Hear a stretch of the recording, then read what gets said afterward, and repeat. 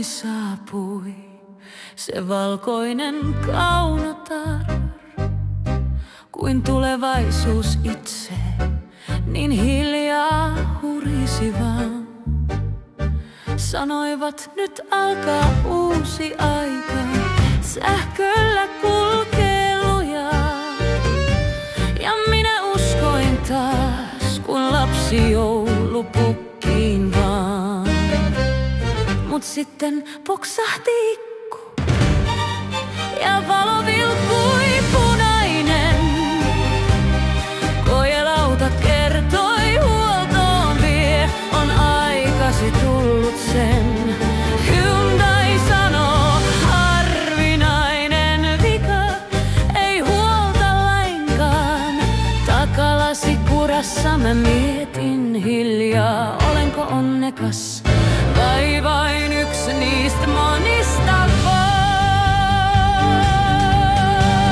Traktorikuski katsoi, kun hinuri mut vei. Mä selitin nolona, että pikkuvikoja näitä sattuu vaan. Se oli kuin unelma, nyt korttikassa vaan. Kun autoni seisoo huollon pihalla kylmissään.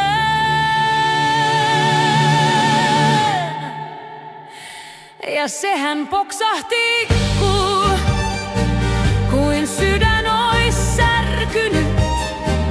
Sähköauton sielu jäi latauskaapeliin kiinni vaan.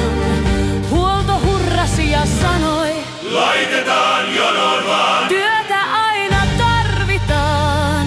Mä mietin hiljaa, olenko onnekas vai testipenkki vain. Mä katson sitä valkoista kuorta, se yhä hohtaa yössä. Niin kaunis, niin kallis, mut sisällä salamoiden tyhjyys lyö. Jos rakkaus on virtaa, se nyt oikosulussa lie.